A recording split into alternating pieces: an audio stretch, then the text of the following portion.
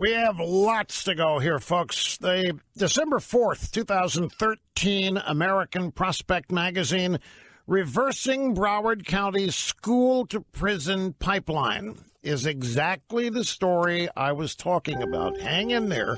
We'll be back before you know it, and we will continue.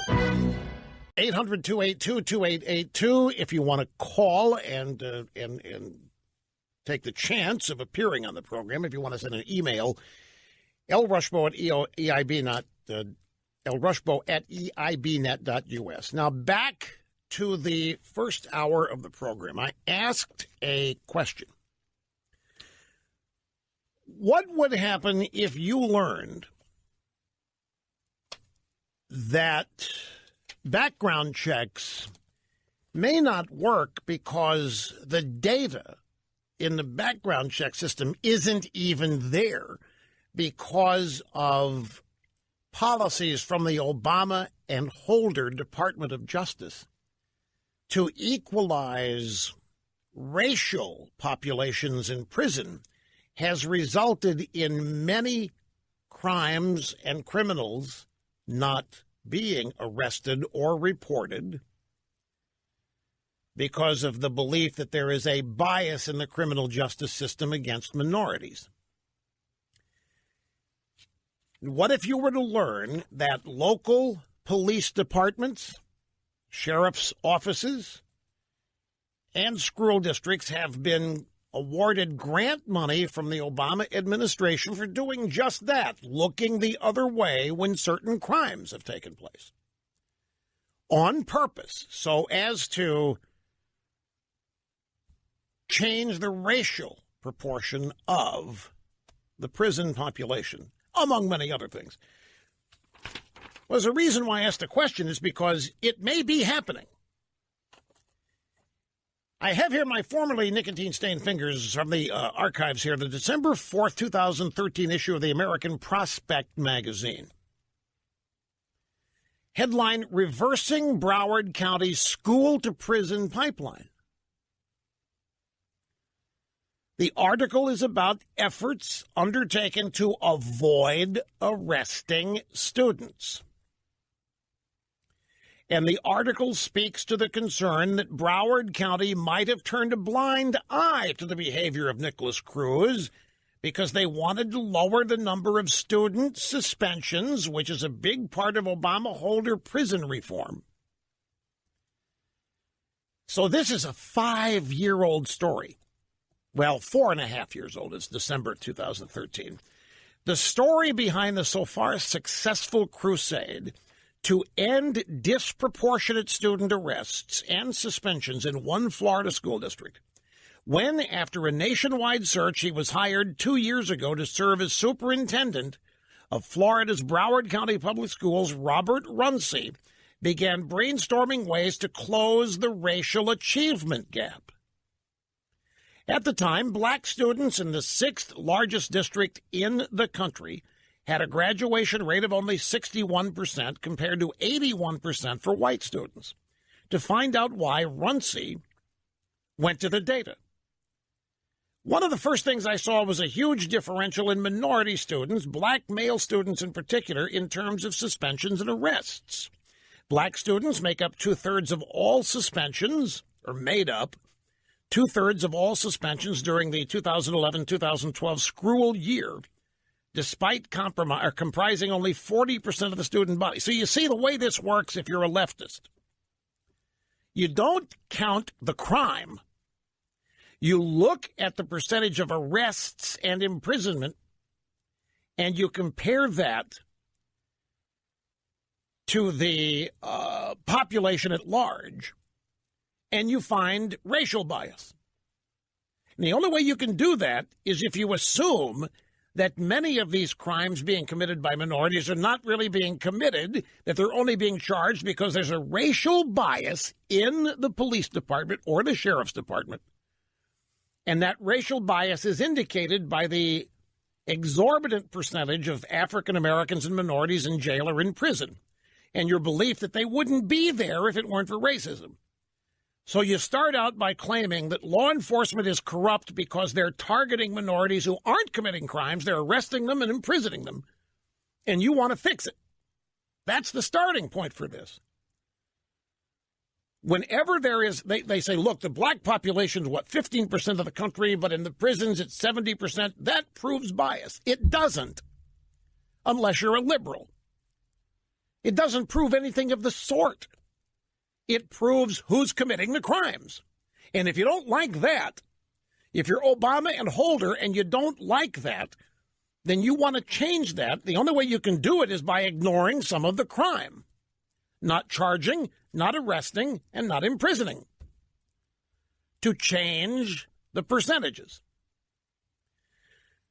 So back to Runcie, who is still the superintendent. One of the first things I saw was a huge differential in minority students, black male students in particular, in terms of suspensions and arrests. Black students make up 2/3 of suspensions, but only 40% of the student body. You see, there's bias.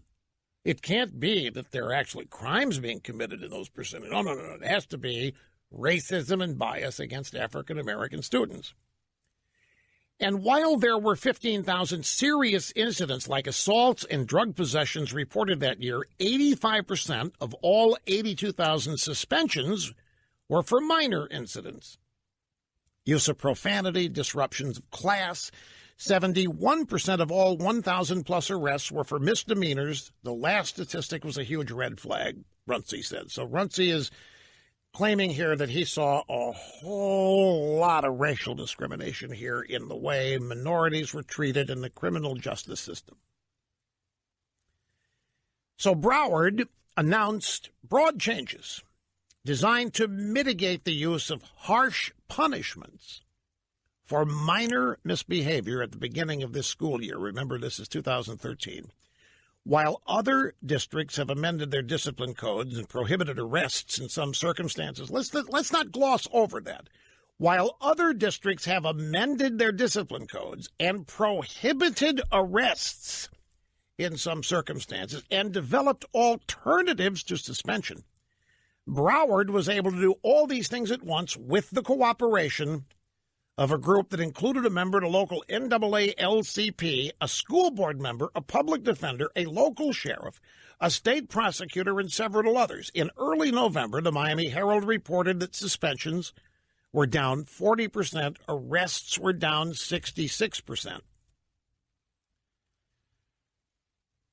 Now, not because of the change in the behavior of students, but because a change in the philosophy of pursuing them. So now I turn to a little piece here from Conservative Treehouse. There's a writer at Conservative Treehouse, goes by the nom de plume of Sundance. So how is it that 4 armed cops remained outside the building and didn't do anything? How is that possible?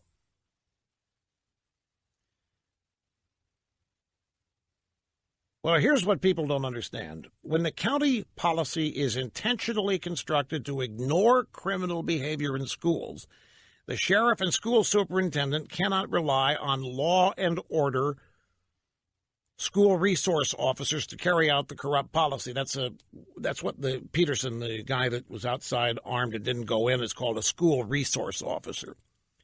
And it is the contention here that these people are political appointees, not law enforcement specialists. And they are there to carry out and see to it that the political aspect of this equalizing jailhouse population policy is instituted. It's a fascinating piece, but the primary assertion here is that in order to obtain money from the federal government in programs that were instituted by Obama and Eric Holder, Local governments were rewarded with these grants if they kept school arrests down. Let's stop the pipeline from schools to prison, right here in this 2013 story.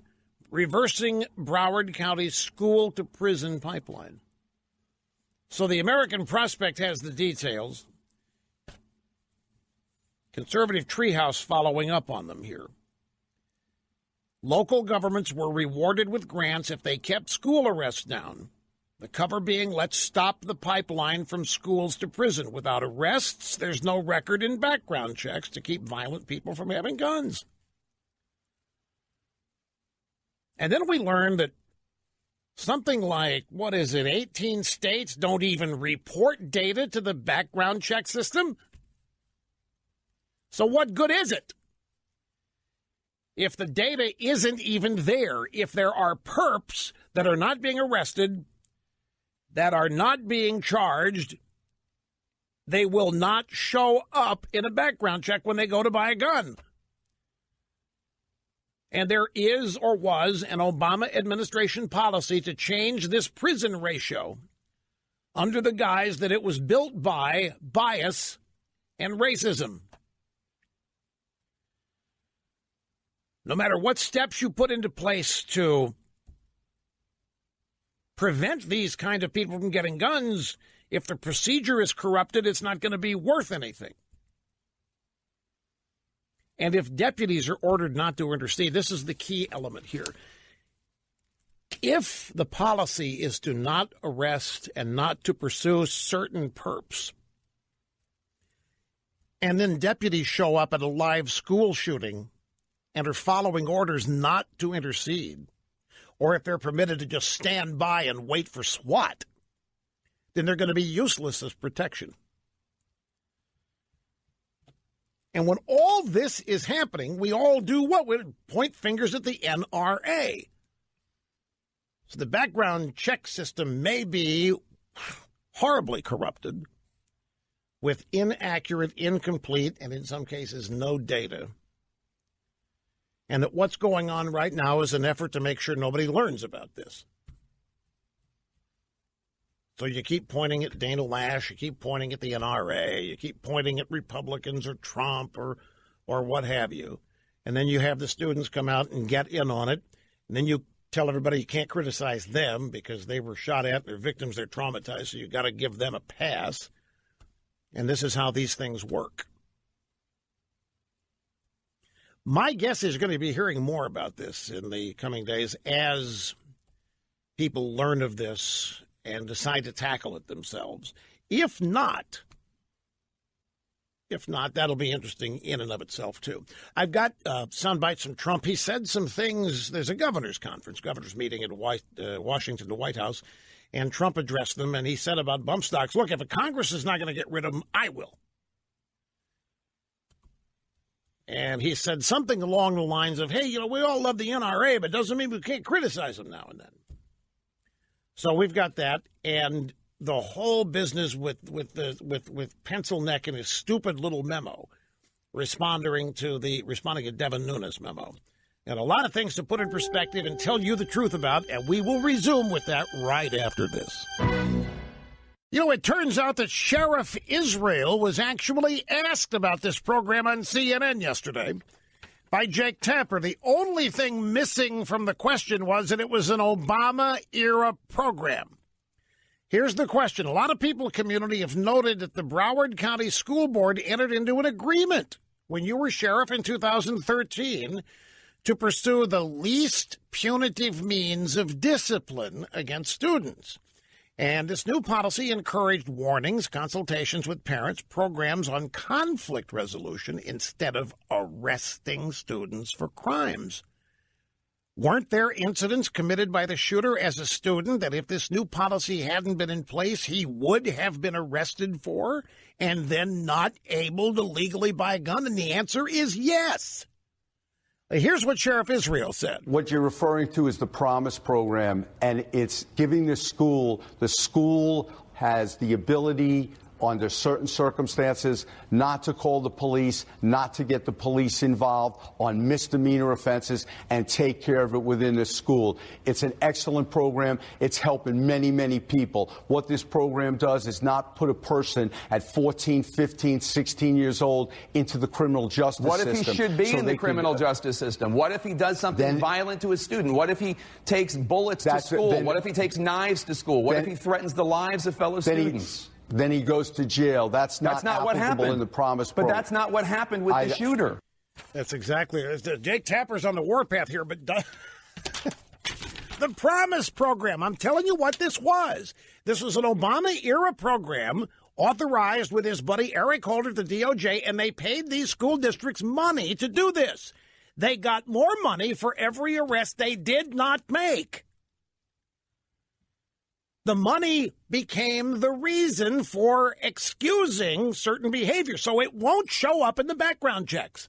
So it's got nothing to do with the background check. It's got nothing to do with the NRA. It's got nothing to do with anything other than the federal government. It's just, it never changes. It just never. Executing assigned host duties flawlessly, zero mistakes. There never are any. And time now to hit the phones. We're going to start in Fort Wayne, Indiana. This is Dave. It's great to have you, sir. I'm glad you called. How are you doing? I'm doing well. Thank you, Rush. Well, wonderful. I'll get right to it, and you've touched on it, but, normal police procedure, you do not go in without backup. And one thing they noted, the officer Peterson, I think, was on his radio, and I'm just wondering if this is another part of possibly CYA. He did not go in because he was possibly told not to, wait for backup, wait for SWAT. Well, by the time they got there, of course, we had 17 deaths. So that's basically what I wanted to say. If I could say one more thing. In our area, we've had 2 teenagers arrested in the last week for being on the Internet and making threats to local schools. No gun involved. No gun involved. Simply in their minds and what they put on the Internet. You support those arrests or not? Absolutely. You do? Yes. The arrest of the teenagers? Yeah. I mean, the people using the Internet to make threats were, you make a point of saying they didn't have a gun. They weren't using guns. They just made threats on the Internet. They were utilizing. Yeah, my point there was no gun involved. It's always the gun, the gun, the gun. My point is there was no gun. This was simply on the Internet making threats. And you don't hear a whole lot about that. It's only when the gun is involved. Well, I was thinking about something else when you mentioned this. So they get on the Internet and they make threats. That's the First Amendment. I mean, there was all kinds of that and more going on in Florida that was ignored. Now, wait, no, my point is, Sheriff Israel said we can't stop people doing that. We need permission to go get people we know are going to act before they act.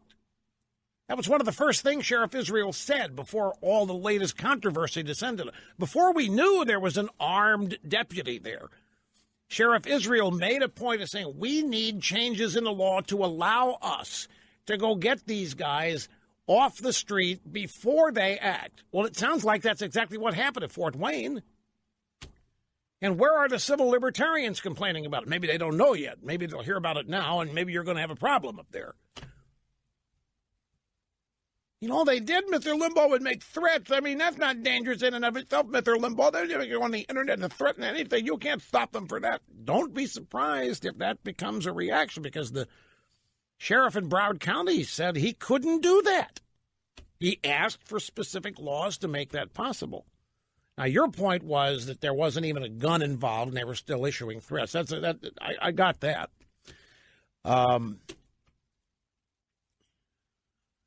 Well, my overall take of the sheriff in Broward County,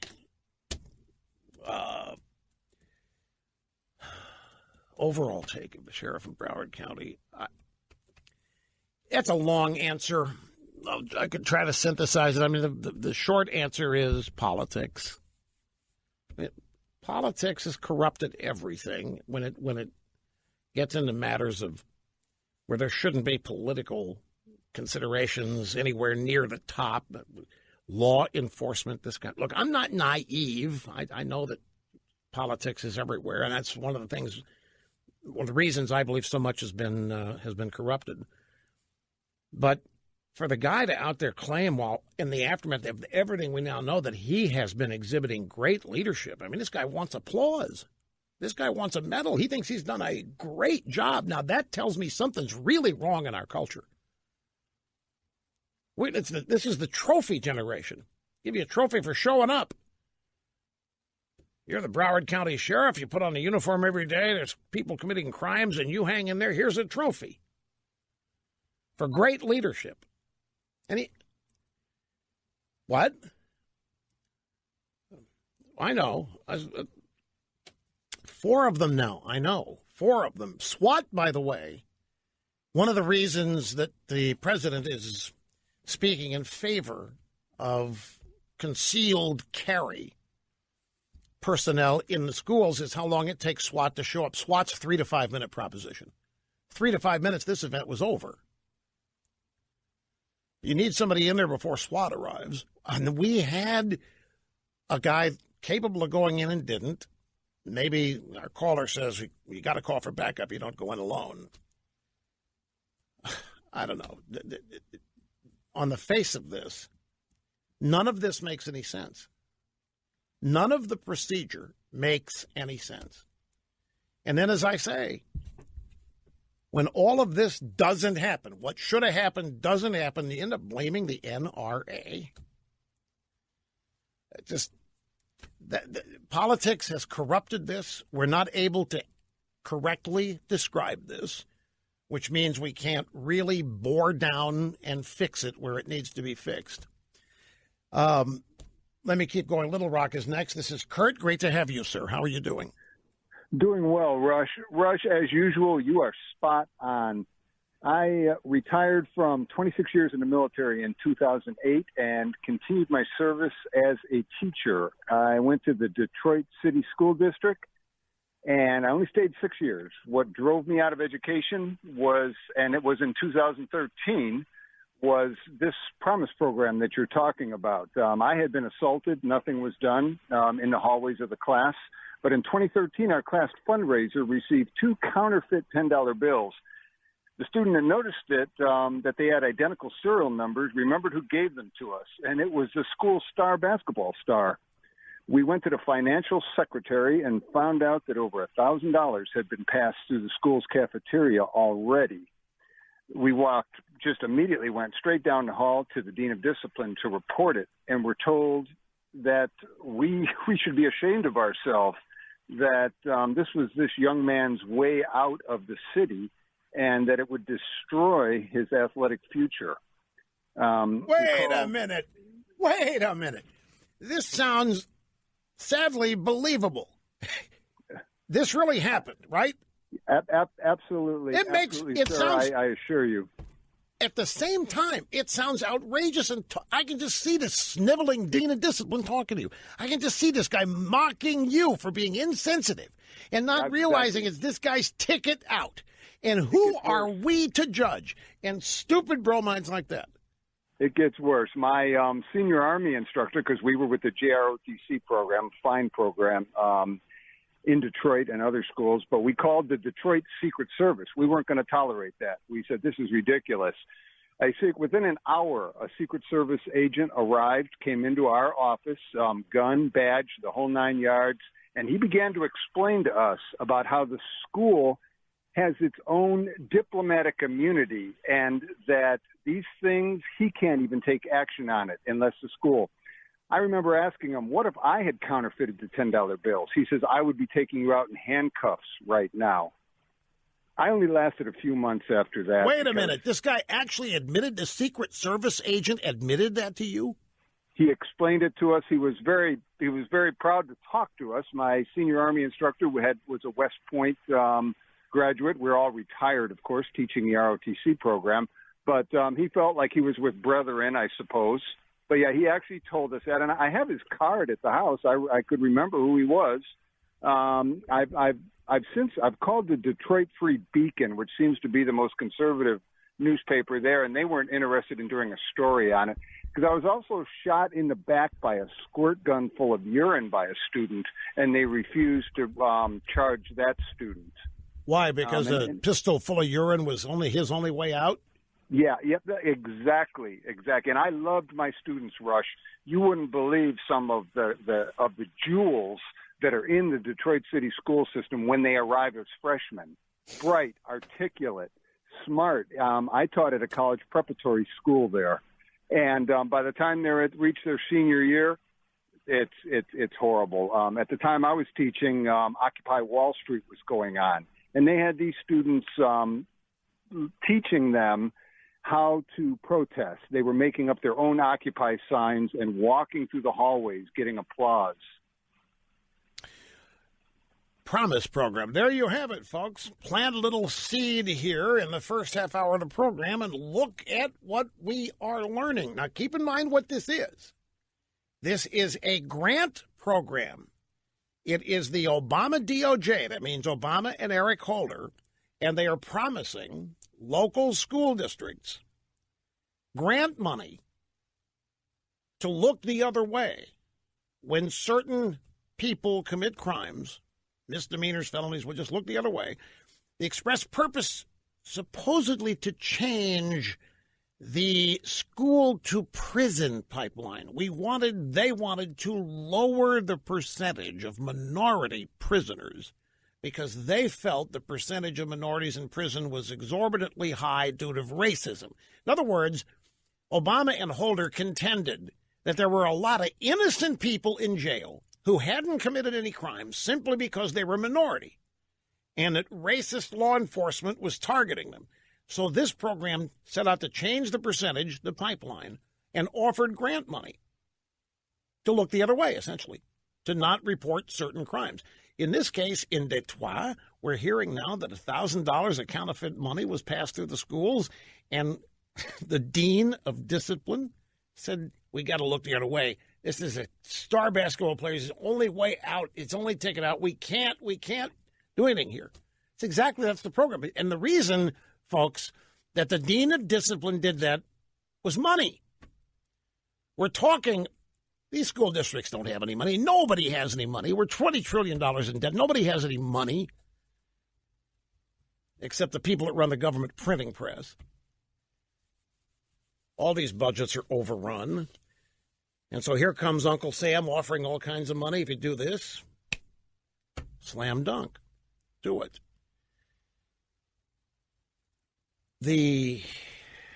One other point I want to make about it, I got to look at the clock and I got to take a break. So let me do that. We will continue to stay with the phones and other things. But it was about Runcie. I wanted to remind you about this. The Promise program was started in Chicago.